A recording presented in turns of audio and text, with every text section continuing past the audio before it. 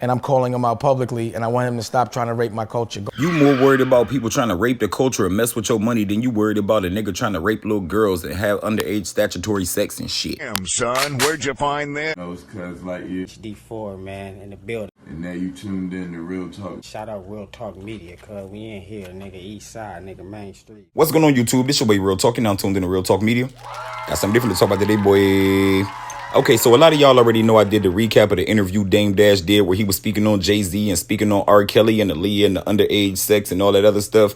And some of y'all were answering me in the comments. Some of y'all agree with me. Some of y'all disagree with me. But y'all know me. I like to respond to them comments. And sometimes I make a whole video about it. So I'm going to recap some of the comments that I got in this video. But I'm also going to play a clip where Memphis Bleek was speaking on this situation. Y'all know Memphis Bleek used to be Jay-Z's understudy and still is like his right-hand man. That's his homeboy. And y'all know he was right there in the middle with his shit between Jay-Z and Dame Dash. So y'all know when he say some shit, a lot of people already know what it is. But let's get to this part right here, because I'm about to get to some of y'all. And yes, this video about to be chopped up. If y'all want to watch the full thing somewhere else, y'all more than welcome to. But yeah, this ain't about to be no 20-minute upload. Yeah. And I remember Aaliyah trying to talk. She just would leave it at that dude was a bad man.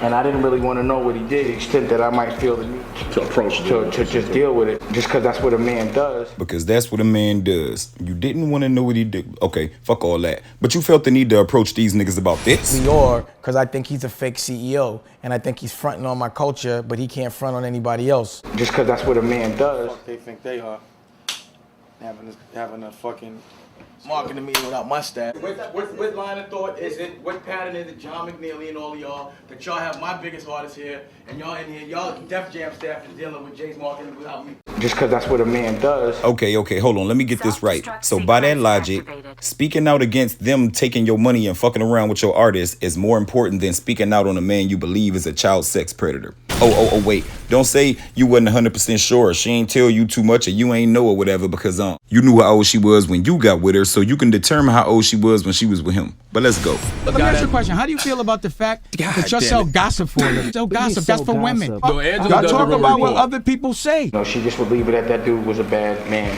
Y'all talk about what other people say. No, she just would leave it at that dude was a bad man. Are you real smart or you real dumb? So you gossiping, that's chatty. Don't tell me nothing unless you're gonna call somebody out. No, she just would leave it at that dude was a bad man. Y'all talk about what other people say. So you gossiping, that's chatty. Don't tell me nothing unless you're gonna call somebody out. Whatever got done was terrible. I watched John Legend be fearless about his opinion of it, regardless to politically how it may seem. Oh, now you want to use John Legend coming out as what gave you the strength to be able to come out and speak on this, huh? But you sure was liking to speak on everything else. Matter of fact, hold on. Let's get the Memphis Bleek response, and then I'm going to get to these comments.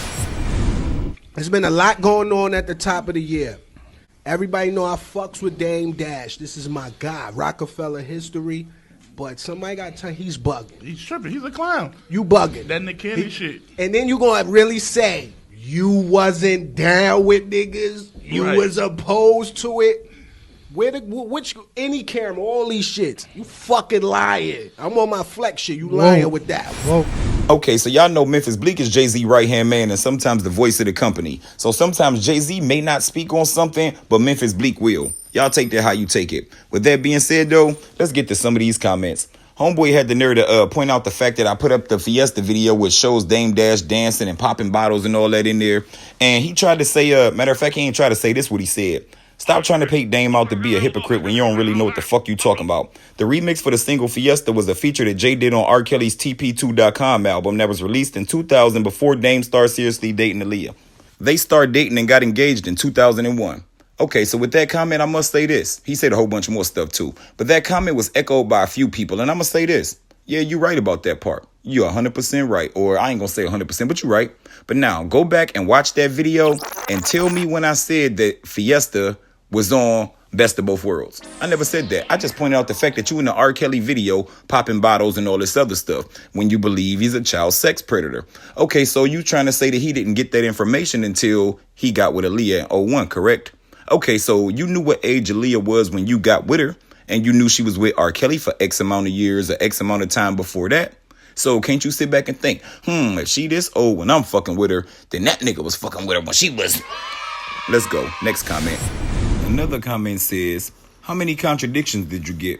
I lost count. Well, let's see. Here go one. Like, if you remember The Best of Both Worlds, you don't see my name on there. Your name is not on either album. Hell no, I never wanted no parts of that. I don't want no parts of that. Put my part of that to Aaliyah's breast cancer thing. Hold up, wait a minute. Look on there, my name not nowhere near on that. I don't want no parts of that. I ain't got nothing to do with that project. I told them give my part of that to Aaliyah's breast cancer thing. But if you're not involved in it and you don't want no parts of it, then what part are they supposed to be giving to Aaliyah's breast cancer thing? Then it's a few people in the comments that's echoing the same sentiment of it's not his job to go on a crusade against R. Kelly when everybody in the industry knew what he was doing. Why he got to go on a crusade when wasn't nobody else going on a crusade? Why is he going on one now? Why is he speaking so much about it now? Why not maybe 10 years ago, 15 years ago? Maybe somebody that heard him speak back then would have listened to him and maybe they wouldn't have been a victim. Who knows? I mean, that's neither here nor there though, I guess. And then it's other people that's saying, look it up. He said he didn't profit. He didn't this. Look it up. His name ain't on it. Okay, so if he didn't profit, then what proceeds? Like I said a minute ago. I mean, come on now. Either he was a silent partner that did proceed. They did get proceeds so he can donate, or he didn't get no fucking proceeds. So either he lying or, I mean, come on now. Let's go. Either you real smart or you real dumb. I told y'all I'm not these other bloggers. I'll roast you. I'll respond to you. I'll be in the comments and all that. So the next time you respond to me in the comments and you say something crazy and I get at you, don't feel no type of way. Remember, we use facts, not emotions over here. Drop a comment down below. Let me know what y'all think about this. I'm on Twitter at Real Talk Blogs. I'm on Instagram at Real Talk Blogger. Yo, this shit crazy. I'm out.